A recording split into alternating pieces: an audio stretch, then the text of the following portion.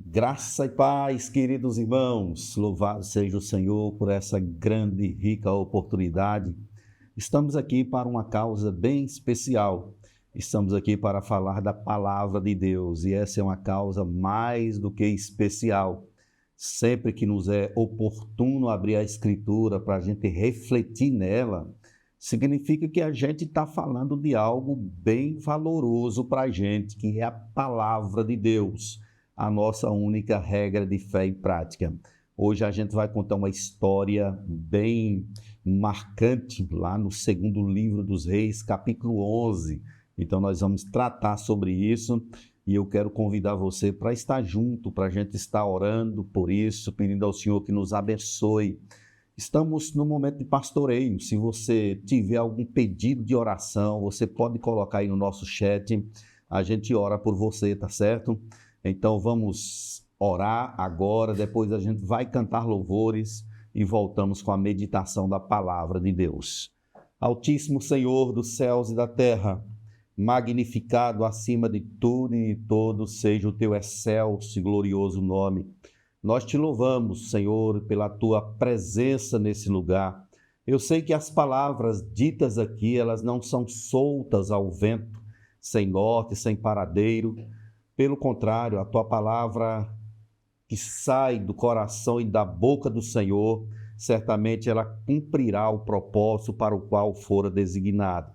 Por isso, ó Deus, nós os colocamos aqui diante do Senhor, de antemão, suplicando a tua bênção, para que seja um momento onde o Senhor fale conosco, o Senhor nos desafie, nos encoraje, nos faça olhar para ti, ó Deus, em nome do Senhor Jesus. Eu clamo pela tua presença, eu agradeço ao Senhor pelo mover do Senhor nesse lugar, peço a unção do teu Espírito, o poder do teu Espírito, a fim de que possamos falar com autoridade e ousadia da tua palavra. Em nome de Jesus, amém e amém. Vamos então agora cantar louvores ao nosso Deus.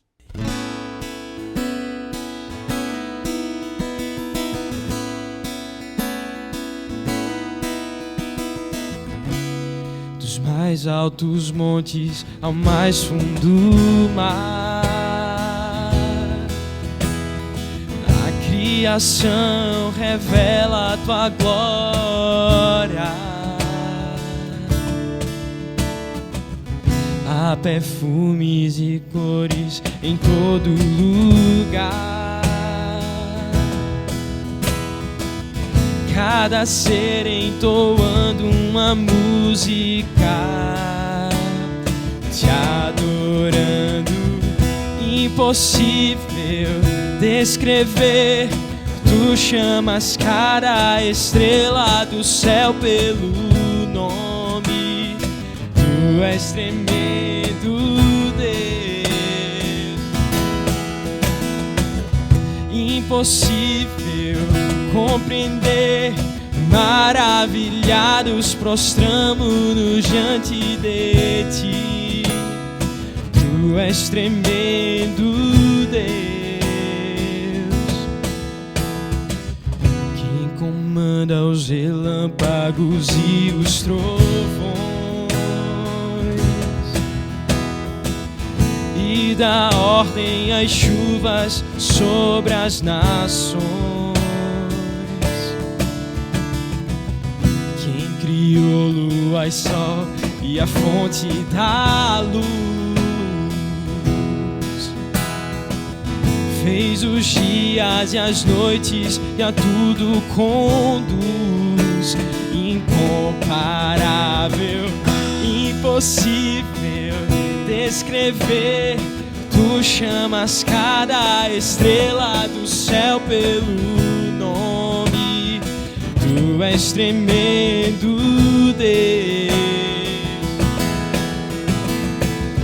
Impossível compreender, maravilhados prostramo-nos diante de ti. Tu és tremendo, Deus.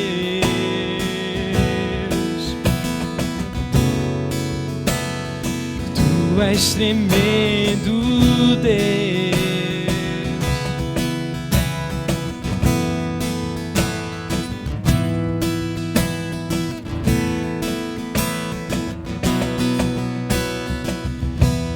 impossível descrever. Tu chamas cada estrela do céu pelo nome. Tu és tremendo, Deus. Impossível compreender. Maravilhados prostramos-nos diante de ti. Tu és tremendo, Deus.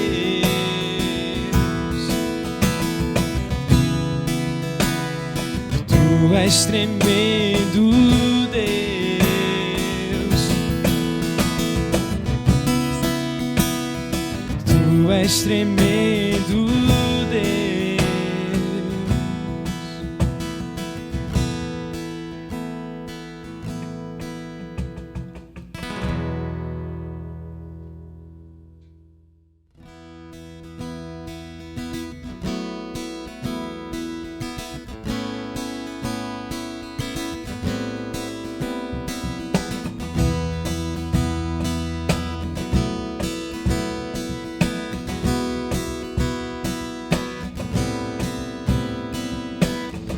Os montes correm para o mar, teus rios de amor por mim. Eu abrirei meu coração, deixando a tua cura entrar. Me alegro por te pertencer, levantarei as minhas mãos. O teu amor me alcança e me faz louvar-te. Cantarei teu amor pra sempre. Cantarei teu amor pra sempre. Cantarei teu amor pra sempre. Cantarei teu amor pra sempre. Dos montes correm para o mar, teus rios de amor por mim. Eu abrirei meu coração, deixando a tua cura entrar. Me alegro por te pertencer, levantarei as minhas mãos. O teu amor me alcança e me faz louvar-te. Cantarei teu amor pra sempre. Cantarei teu amor pra sempre. Cantarei teu amor pra sempre. Cantarei teu amor pra sempre. Meu coração exulta, com alegria eu canto.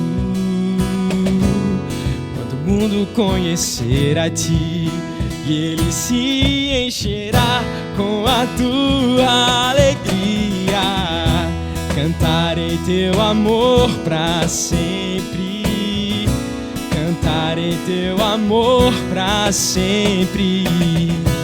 Cantarei teu amor pra sempre. Cantarei teu amor pra sempre. Meu coração exulta, com alegria eu canto.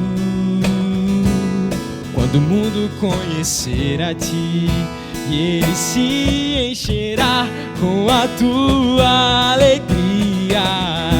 Cantarei teu amor pra sempre. Cantarei teu amor pra sempre. Cantarei teu amor pra sempre. Cantarei teu amor pra sempre. Cantarei teu amor pra sempre. Cantarei teu amor pra sempre. Cantarei teu amor pra sempre. Cantarei teu amor pra sempre.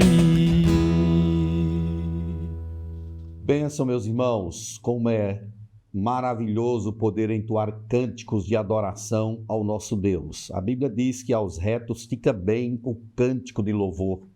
Esse é o nosso propósito. Nós nascemos para isso, para glorificar a Deus e gozá-lo para sempre, para adorar o Senhor com toda a força do nosso coração. Então, nós estamos aqui no segundo livro de Reis, capítulo 11. Então, é essa passagem que a gente quer tratar hoje.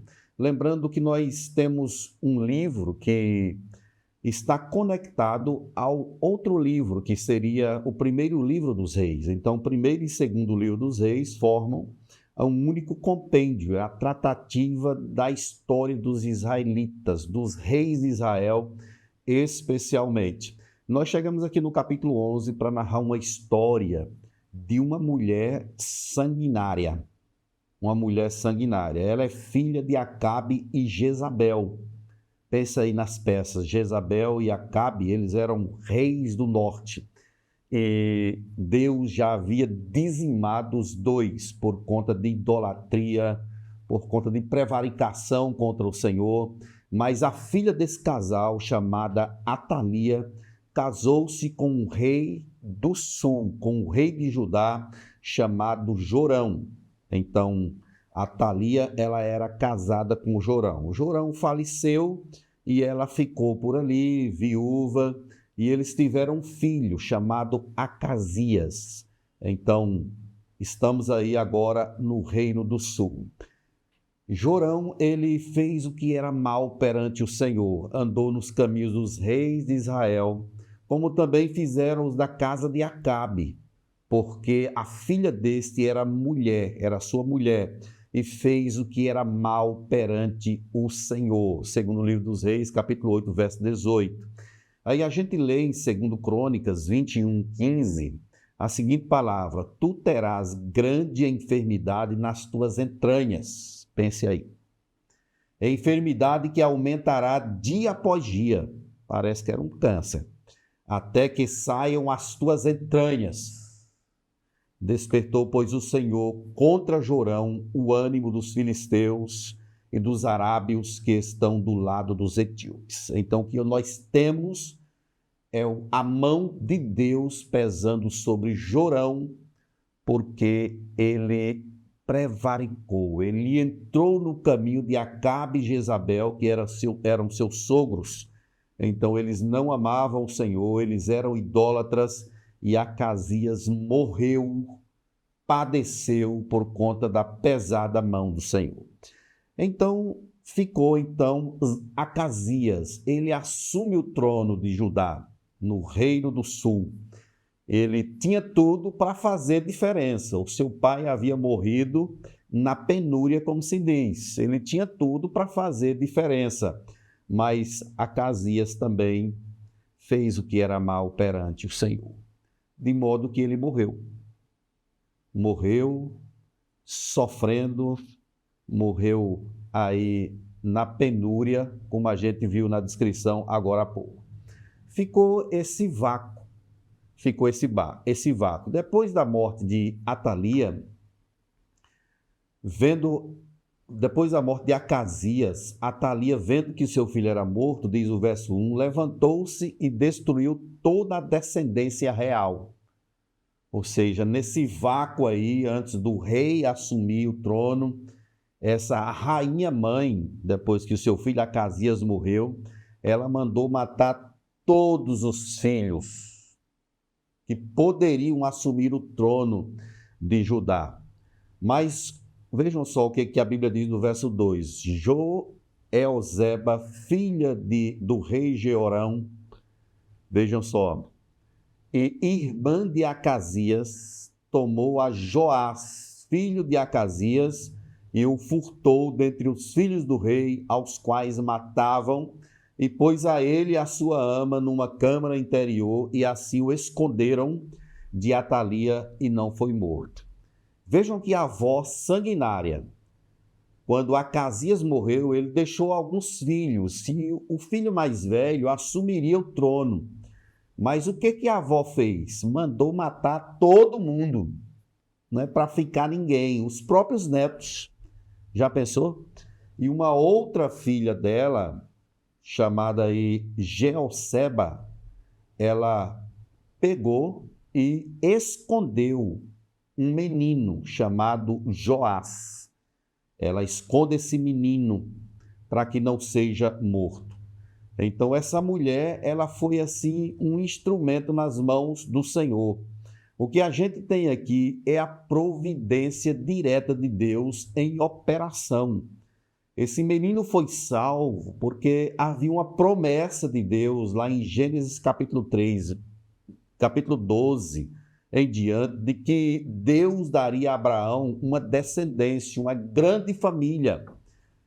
E depois Deus faz uma promessa direta a Davi, dizendo que nunca iria faltar sucessor. Então, a história da redenção está conectada aqui. Lembremos que nós estamos falando sobre o reino do som. É exatamente nesse reino que vai reinar Davi posteriormente. Então, nós temos aqui Joás, que ele fazia parte dessa conexão. Todos os filhos de Acasias, eles não poderiam ser mortos por conta da preservação do descendente, daquele que daria conexão à história de Davi posteriormente. Então, Joás ele foi preservado aqui por essa mulher que era filha do rei Jorão, e certamente aqui irmã aqui que estava sendo usada pelo Senhor. Ela era irmã de Acasias e ela preservou o seu sobrinho, ela o escondeu. Então, é mais uma vez aqui a semente de Satanás querendo destruir o descendente da mulher. Lá em Gênesis 3,15, nós temos uma promessa de que o descendente da mulher esmagaria a cabeça da serpente. Mas aqui, a serpente tenta inverter a história e destruir o descendente da mulher, como fez em diversas vezes, desde lá de Moisés, que ela vem tentando. E aí, na época que Jesus nasceu, também a gente vê essa serpente querendo cortar essa história, querendo desconectar essa ligação que é a conexão da redenção de Deus narrada aí na Escritura. Mas Deus estava ali para preservar. Jeosseba o teve escondido na casa do Senhor 6 anos. Nesse tempo, Atalia reinava sobre a terra. Então, a mulher era poderosa, reinando aí em Judá.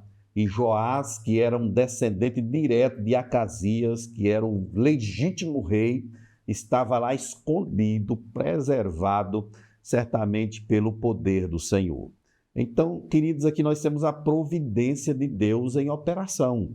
Não tinha como essa mulher não descobrir que Joás estava vivo se não houvesse um plano de Deus, um projeto de Deus.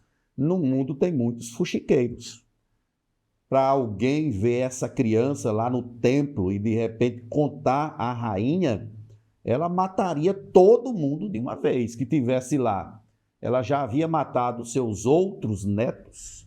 A Joás era apenas mais um que ela poderia dizimar. Mas vejam que Joás, ele é ungido rei aos 7 anos de idade.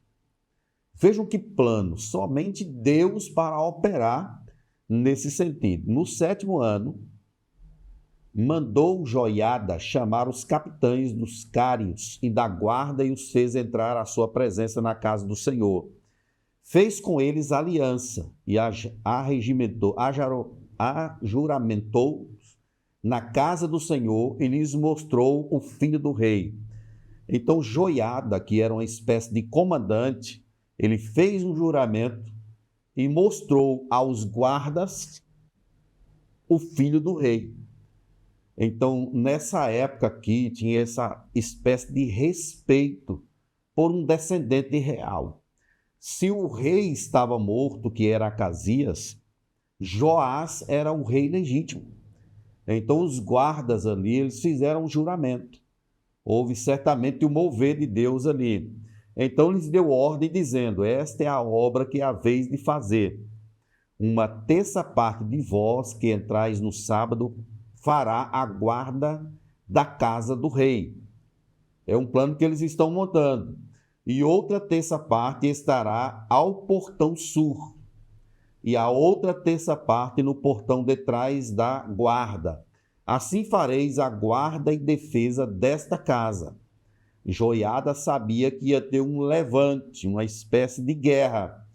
Os 2 grupos que saem no sábado, estes todos farão a guarda da casa do Senhor junto ao rei. A ordem era: protejam o rei, que era apenas uma criança de 7 anos, mas era o descendente real. Rodeareis o rei, cada um de armas na mão, e qualquer que pretenda penetrar nas fileiras, seja morto. Estareis com o rei quando sair e quando entrar. Ou seja, há um complô, há uma ordem, há um juramento para proteger o rei.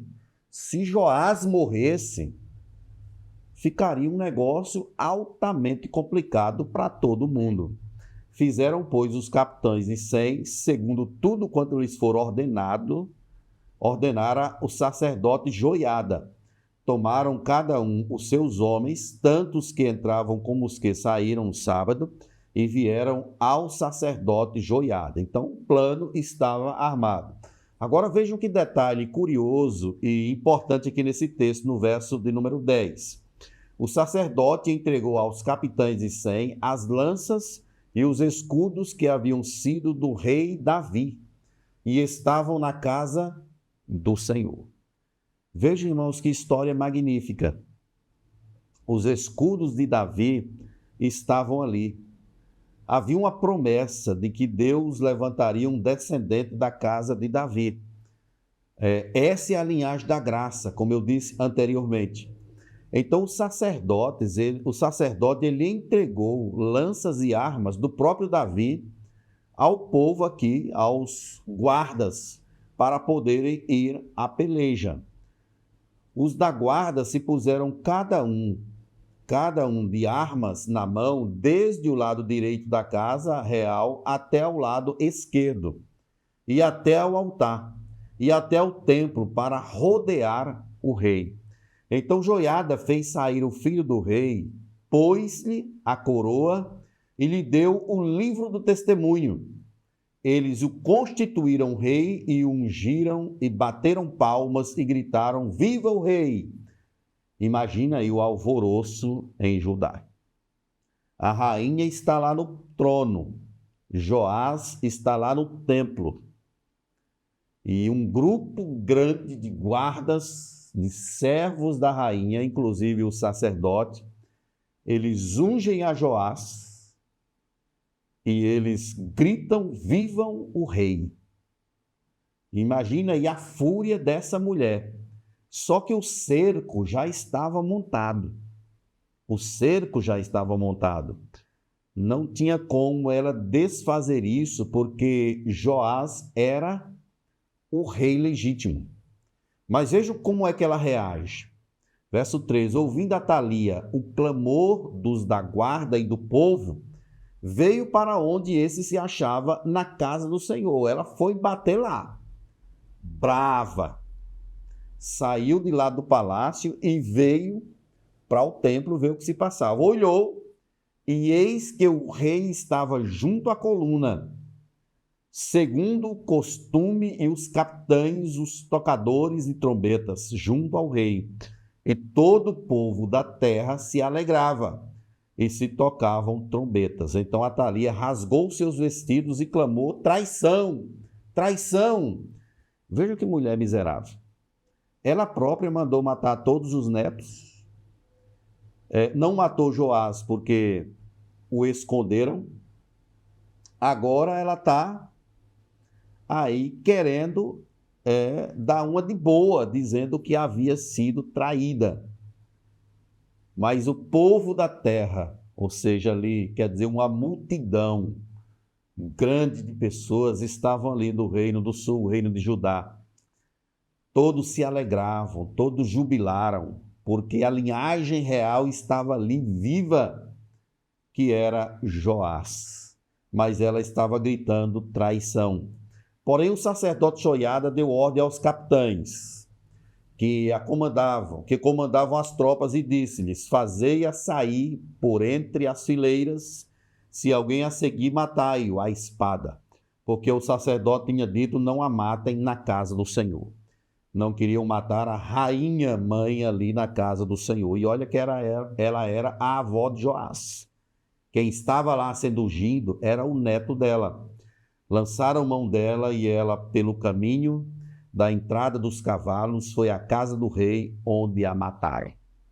Então os guardas a levaram por uma porta, por um caminho, conduziram-no numa espécie de tosquia e chegou um momento que eles a mataram.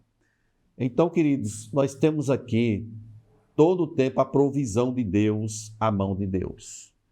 Vejam que começa a haver em Judá um verdadeiro avivamento, um verdadeiro despertamento, alegria, regozijo, entusiasmo.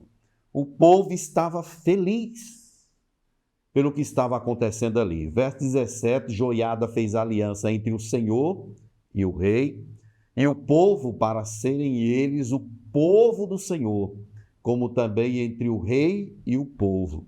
Houve ali uma espécie de retorno para Deus. Então, se a idolatria era a marca da vida de Atalia, que estava lá no trono, agora houve uma aliança para que o povo fosse o povo de Deus.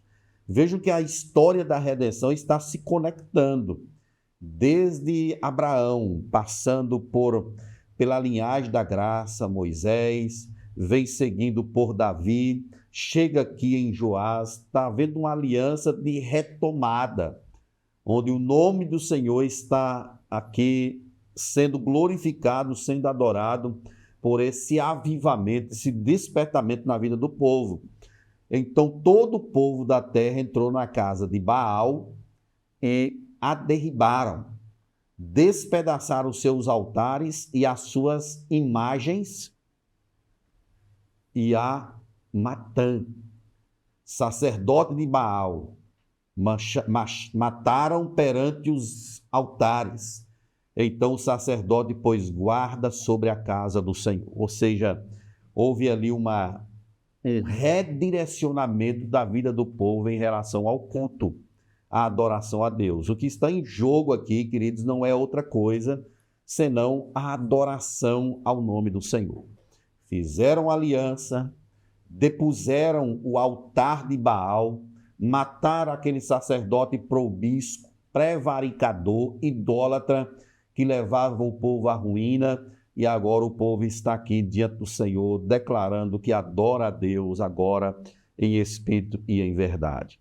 Então, queridos, tomou os capitões dos cários, os da guarda, e todo o povo da terra, e todos esses conduziram na casa do Senhor, o rei pelo caminho da porta da guarda, vieram à casa real, e Joás sentou-se no trono dos reis.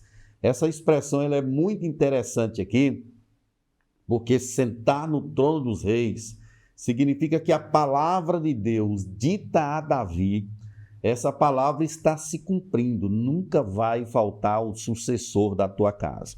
Então havia aí uma possibilidade de ser dizimada, mas a providência de Deus entrou ali e redirecionou todas as coisas.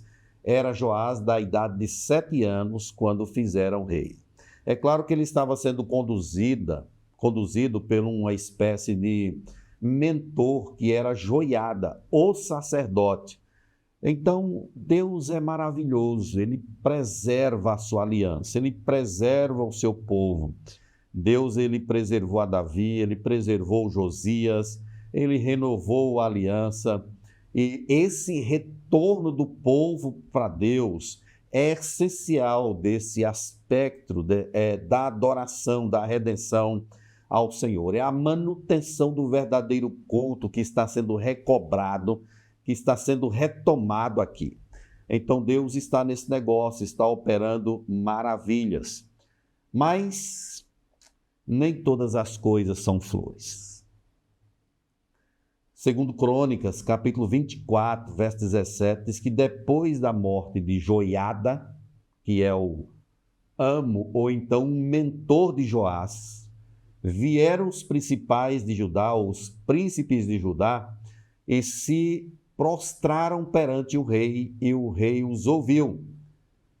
deixaram a casa do Senhor, Deus de seus pais, e serviram aos postes ídolos e aos ídolos, e por este sua culpa veio grande ira sobre Judá e Jerusalém. Queridos, vejam só a fragilidade do ser humano.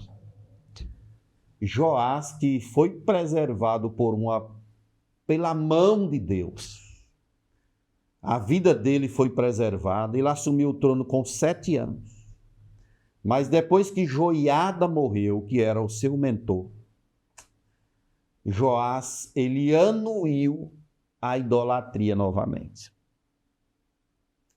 Aqui nós percebemos como é importante esse negócio de conselhos de pessoas mais velhas. Como é importante, né? A vida de Joiada ali, próximo a Joás, o mantinha no caminho de Deus, na adoração ao Senhor. Mas quando Joiada morreu, as porteiras se abriram. E o negócio ficou feio. E veio grande ira de Deus sobre Judá e sobre Jerusalém. Essa é a história que vai seguir, que vai ter sequência aí no capítulo seguinte. O que Deus fez, o que aconteceu com Joás. Hoje eu quero apenas trazer algumas lições aqui para nós. Primeiramente, ressaltar que Deus é fiel à sua aliança. Você e eu servimos a um Deus que é fiel. Você pode confiar. Ele é Deus. Ele é o Senhor. Ele não muda. Ele não sofre alterações. Ele é 100% fiel. Você pode confiar no Senhor. Aquilo que Ele disse, certamente vai se cumprir. Nenhuma palavra que sai da boca de Deus cai por terra. Toda promessa se cumprirá cabalmente para a glória, honra e louvor do seu nome. Eu quero ressaltar uma outra questão, que é que o tirano, ele sempre tentará contra Deus e o seu descendente, mas a providência de Deus sempre estará lá. O diabo, ele é o tirano. Ele sempre intentará contra Deus e o seu descendente. Mas a providência de Deus nunca abandonará o seu povo. Sempre que Satanás lança suas setas, a providência de Deus estará lá para transformar o mal em bem, a fim de que o nome do Senhor finalmente seja glorificado, seja adorado, seja celebrado. Satanás não vai vencer, ao contrário, ele já está vencido. Deus já o venceu. A Thalia, eu não tenho dúvida de que ela é uma descendente da serpente, querendo tirar ou matar o descendente da mulher, a fim de quebrar a linhagem da graça. Mas ela não vai conseguir. A serpente nunca vai conseguir destruir a igreja de Deus. A Bíblia diz: eu edificarei a minha igreja e as portas do inferno não prevalecerão contra ela. Finalmente, nós devemos ver aqui esse destaque maravilhoso da renovação da fé, da renovação da aliança, do avivamento que veio por causa da graça de Deus naquela quadra de tempo, naquela história para a vida do povo de Judá. Assim é na nossa vida, irmãos. Deus sempre manda o seu refrigério. Chega um momento que Deus envia uma palavra, Deus desperta o nosso coração, Deus aviva a nossa alma, Deus alinha a nossa vida à presença dEle. Confia em Deus. O meu chamado final para ti é para que você confie em Deus. Mesmo quando as coisas parecem estar indo de mal a pior, há um Deus que controla todas as situações. Ele é o Deus que vê, que preserva, que abençoa a vida do seu povo. Eu quero orar com você agora. Se você tiver algum pedido de oração, quiser colocar aí no nosso chat, eu quero orar por você. Vamos clamar ao Senhor. Vamos pedir a Deus que fale conosco, que escute a nossa oração. Vamos orar? Deus amado, louvamos o teu nome mais uma vez. Que história cheia de significado, ó Deus. Mas como é bom ver em tudo isso que o Senhor é o Deus que preserva o teu povo. Que o Senhor é o Deus que abençoa a vida do teu povo. O Senhor não desiste, não deixa que essa linha da redenção seja cortada. Ao contrário, ela encontra o seu ápice, o seu ponto alto na pessoa de Cristo, que veio ao mundo e completou a obra do Senhor. Eu quero orar, ó Deus, agora pelos irmãos que escutam esse pastoreio, por outros que hão de ouvir posteriormente. Deus, abençoe a nossa vida, aviva o nosso coração, desperta a nossa alma, enche-nos da tua presença. Eu coloco no teu altar de graça as nossas famílias. Abençoe, Deus, os nossos cônjuges, filhos, pais, mães. Visita as nossas casas, especialmente aqueles lares que tem pessoas que não conhecem ao Senhor ainda. Visita as nossas casas com salvação. Abençoe aqueles que estão enfermos, ó Deus, aqueles que padecem por uma ou outra situação. Deus, opera maravilhas, em nome de Jesus. Traz a cura. Abençoe casamentos que estão sendo destruídos, estão sendo acometidos por ingerências, por tentações diabólicas. Em nome de Jesus, abençoe aqueles que passam por situações adversas na área financeira. Meu Deus, levante a tua mão poderosa e abençoe a vida do teu povo. Eu quero louvar o teu nome mais uma vez, ó Deus, por esse momento de pastoreio. Continue falando aqui através de homens de Deus, de pessoas que o Senhor tem designado, e continue abençoando a vida do teu povo. Expanda a tua palavra, faz o teu reino crescer. Em nome do Senhor Jesus, eu te louvo por esse momento com gratidão.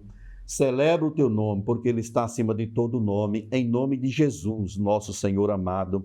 Amém e amém. Meu querido, nós vamos agora cantar mais um cântico de adoração. Quero chamar você para louvar o nome do Senhor.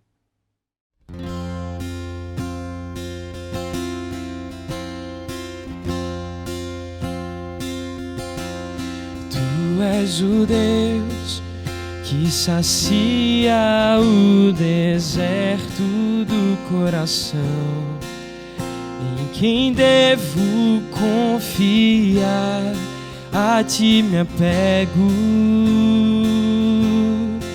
És o auxílio e a sombra de tuas asas descansarei. Pela tua forte mão estou seguro, de todo coração desejo contemplar a tua força, a tua glória e o teu poder.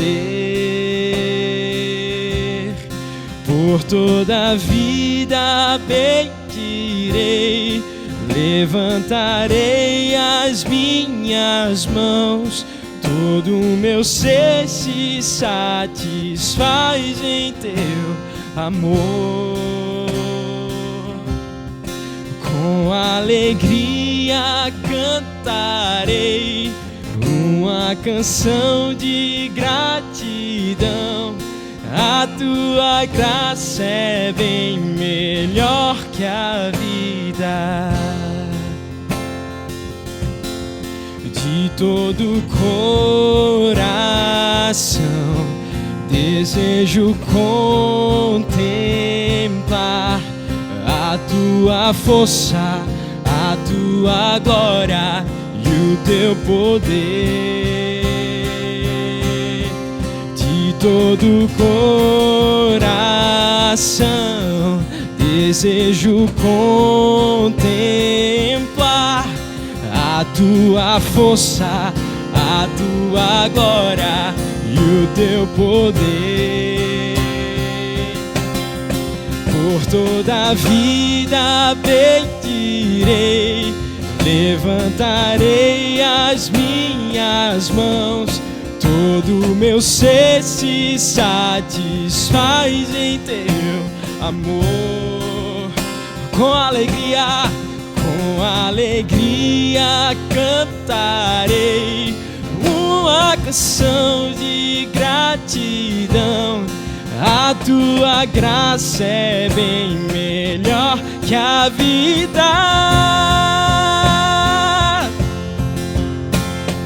Como terra seca minha alma está, amo pela água viva, tu podes dar.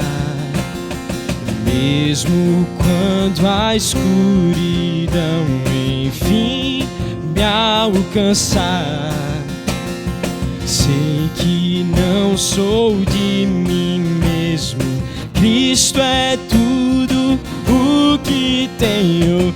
Cristo é tudo o que tenho. Cristo é tudo o que tenho.